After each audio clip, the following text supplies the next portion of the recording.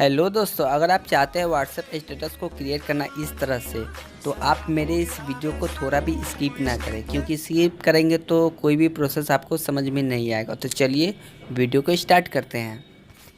इसके लिए आपको सबसे पहले मेरे इस डिस्क्रिप्शन में, यानी आप जो वीडियो देख रहे हैं उसका मतलब डिस्क्रिप्शन में मैंने एक लिंक दिया है अपने चैनल का, जो कि राज टेक्निकल चैनल है। उसमें मैं मतलब ये जो व्हाट्सएप स्टेटस है वो कैसे क्रिएट करना है, मैं उसका मतलब फुल प्रोसेस उस मतलब चैनल पे बताता हूँ।